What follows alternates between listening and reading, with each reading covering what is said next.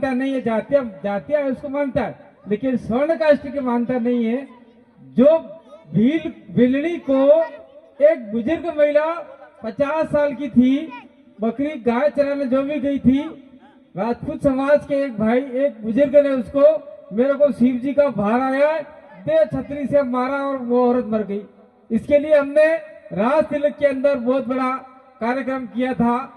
ये बात आप लोगों को थोड़ा समझ के जाना है। दूसरी बात मैं और कहना चाह रहा हूं कि अभी हमारे एक भाई यहाँ पे आके खड़ा हुआ, अमित भाई, उसने कहा कि अटे सीता वीता खाई जी, अपने शेर वेर खा जाता है लोगों को और कोई हमको मुआवजा नहीं देता है। हम लोग उदयपुर कलेक्ट्रेट पे जाते हैं, धरना देते हैं और पुलिस प्रशासन हमारी ज्ञापन लेता है, कलेक्टर लेता है, उसको कचरे के डिब्बे में डाल देता है। और अगर हम लोग सही तरीके से समझदार हो गए तो वो ज्ञापन आपको 25 लाख रुपए दिला सकता है। एक राजपूत भाई मर जाता है, उसको सरकार से 25 लाख मिलते हैं।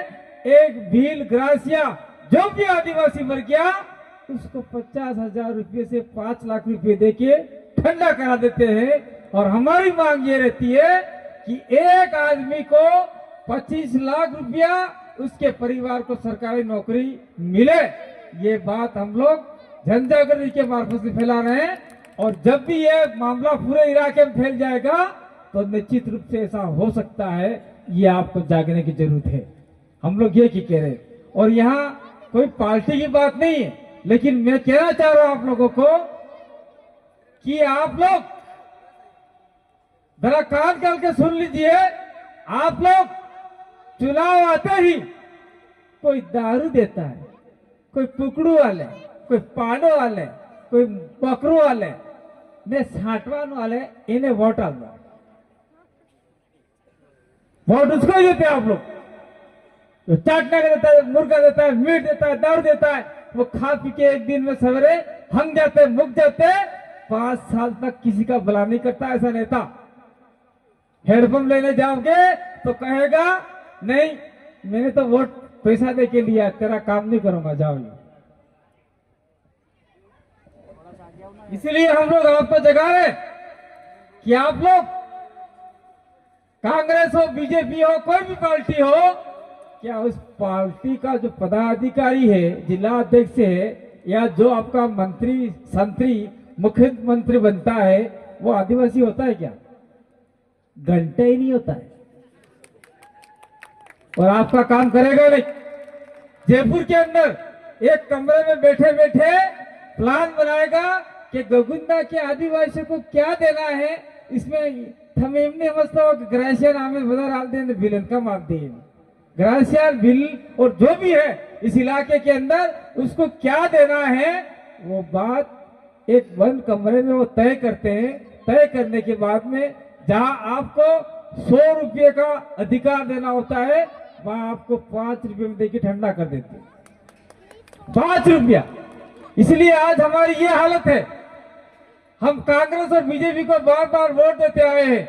ये वोट देना जिस दिन आदिवासियों ने बंद कर दिया और कह दिया, स्टाम्प पे लिखवा दिया कि हम तेरे को वोट देंगे, लेकिन यहाँ पे ये काम होना चाहिए, वो काम होना चाहिए, ये अगर अपन इसमें सफल हो जाते हैं निश्चित रूप से हमारा फायदा हो सकता है। विकास, अब हम रास्ते में आ रहे थे, बवर्जी हमारी बात हो रही थी, बवर्जी का वो आगे वाली सरकार क्या समझती है विकास का मतलब रोड, ये आपका हाईवे निकला जिससे विकास हो गया क्या? कितने आदिवासियों की जमीनें चली गई? बहुत सारा आदिवासी की जमीनें चली गई जिसमें चाहे ग्रासिया हो चाहे भील हो और आदिवासी के अलावा गैर आदिवासी प्रजा हो उसकी भी जमीनें चली गई।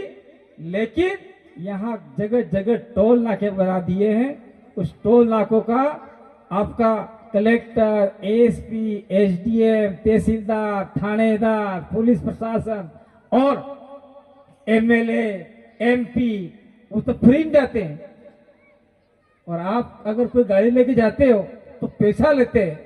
मैं तो कहता हूं इस आदिवासी इलाके में जितने भी टोल नाके बनाए हैं उनको हटा देना चाहिए और आदिवासी को टोल मुक्त करना चाहिए।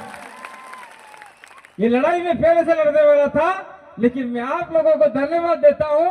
मेरा 1.5 साल पहले एक्सीडेंट हुआ था और आप सभी ने मेरे जिंदा रहने के लिए आप लोगों ने गुजर से प्रार्थना की थी। इसलिए वो ऊपर वाला जो मानते हैं नहीं मानते, मैं भी मानता नहीं मानता पता नहीं है, लेकिन कोई कहते हैं कि किताबों में लिखा है कोई यमदूत फमदूत होता है ऐसा। तो मैं 6 दिन मरा हुआ था और मरने के जगदीश भाई तो मेरे 1 दिन के अंदर मर गए, 1 घंटे के अंदर जयपुर के पास में। 6 दिन में खाट में मरा हुआ था। तो यम का जो भी लेना आता है वो उसने कहा नहीं नहीं नहीं, इस कांति भाई की जरूरत यहाँ नहीं है, इसको वापिस भेजो, इसको आदिवासियों के लिए जरूरत है। तो मेरे को वहां से उठा के वापिस आपके पीछे भटक दिया है और निश्चित रूप से आपके लिए मैं लड़ने के लिए तैयार हो चुका हूं। मैं किसी से डरने वाला नहीं हूं, मैं खुद मौत को हरा के आया हूं, मौत को दबा के आया हूं। इसलिए मुझे किसी सरकार की किसी की परवाह नहीं है, किसी पुलिस वाले की जरूरत नहीं है, पुलिस से डरने की जरूरत नहीं है मुझे। और हम लोग डरे क्यों? गैर संवैधानिक जो काम करेगा, गैर कानूनी काम करेगा वो डरेगा। हम लोग तो इस इलाके के जो 5वीं अनुसूची के अधिकार हैं उसको इम्प्लीमेंट करा के हर आदिवासी को अधिकार दिलाना चाहते हैं और हमारे साथ में सहसमर बना के जो आदिवासी को बराबर का दर्जा दे रहे हैं उन दर्जेदारी लोगों को भी सुरक्षा करना चाहते हैं। निश्चित रूप से वो हमारे साथ में खड़े रहे। तो अगर आदिवासियों को दबा के आदिवासी के सर के ऊपर बैठकर हमारे ऊपर अधिकार करना चाहते हैं तो ऐसा भाई तारे घेरे हमारी जरूरत नहीं है, ऐसा हम खुला बोलने के लिए तैयार है।